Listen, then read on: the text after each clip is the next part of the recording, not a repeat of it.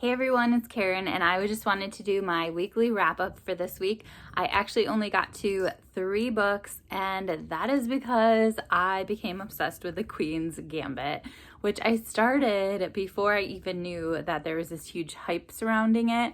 And as soon as I saw it, I was addicted, and I put on Facebook, like, has anyone else watched this? And it busted up. So many people also have watched it and loved it. I actually have a few more episodes to go. But yeah, that took up a lot more time than I anticipated.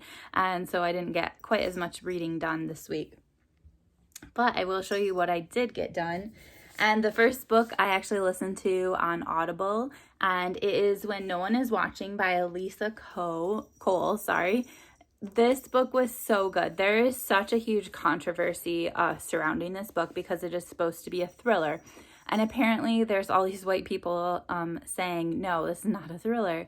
And then all these black people or people of color are saying, stop, like, you have no right to call this a thriller or not. Like, you know, this is our reality, this is our story, and you can't tell us that it's not a thriller. So I started this knowing all this controversy. And basically it tells the story of, what's her name? Sydney. She is living in this neighborhood where basically all of her neighbors that she's known her entire life, they keep disappearing. Their houses are getting sold. Basically her neighborhood is becoming very, very gentrified. And it's terrifying to her, not feeling welcome in a place that is her home and feeling like you can't do this or that without being without having the cops called on you. You feel just like you don't belong. The book actually starts with this scene where she decides to join this tour of the neighborhood.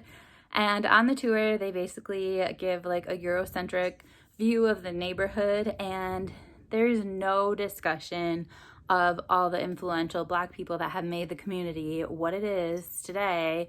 And so she decides that she is going to make her own tour of the neighborhood. And she has a brand new white neighbor who decides that he wants to help her. So that is essentially what this book is about. Going back to the part about the controversy, initially when I was reading this, I was going to say that to me it is more serious and more terrifying than a thriller, because in my mind, a thriller is something that is based on true crime stories, but it's not something that actually has happened exactly as it is like portrayed in the book. And it's also something that is probably pretty unlikely to happen to you. And one of the things I found so terrifying about this book was that this is exactly what could happen to so many people and is happening. And so I was about to give this whole speech about how it's worse than a thriller because it's more real. But I will say at the end of the book, it definitely turned into your more typical thriller. So I would definitely suggest this book to anyone who loves thrillers and anyone who wants to just explore kind of the idea of gentrification and, you know, just the idea of neighborhoods and what makes a place a neighborhood and what makes a community and stuff like that. So 5 stars. Then I joined Book of the Month thanks to Kim from Middle of the Book March. And I got a older copy of one of their books. I got The Beauty in Breaking by Michelle Harper. This book was so good. I gave it 5 stars also. Basically, it is the story of Michelle Harper. It touches a little bit on her childhood and just some of the trauma that she dealt with as a kid. And then it goes into just different stories of things that have happened in the emergency room. So that trauma piece is very important in the story. There's also a big racial piece because Michelle is a Black doctor, and just the stuff that happens to her, how she has to be so much better than anybody else, you know, to get where she is. And yeah, there are really, really good discussions on race and also on being a woman. And she talks about the different like instances of violence that can happen to a doctor while they're at work.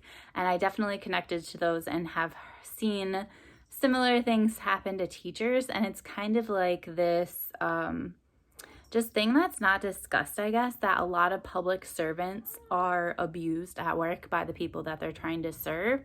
And yeah, it's kind of hidden and it's horrible, and I'm not sure what can be done about it, but she definitely talks about that in this book too.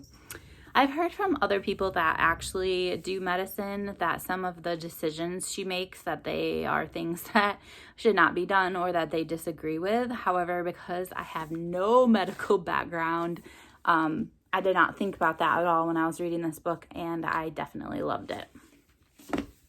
And finally, I feel like this should be #basic or something, because all the books that I've read this week were super hyped, but I felt they were all worth the 5 stars that I gave them. I read Kristen Hanna's The Great Alone, which is basically about this family. The dad went to Vietnam and came home kind of messed up, I would say. He has some mental illness issues, and he decides that the family is going to move to Alaska. So this is about them trying to survive in Alaska, and it deals a lot with mental illness, again, trauma, and escaping or not escaping abusive relationships, just like that decision that you have to make about staying or going. So it was a chunker, but oh, so good. I really, really enjoyed this. So it was an awesome week to have 3 5-star reads. We'll see what this next week brings. I'm hoping to get some more done. I need to read 2 fiction books a week from my cart in order to have it completely cleared by the first of the year. So we will see. I hope you guys are doing well, and I hope you have an amazing reading week to come. Bye.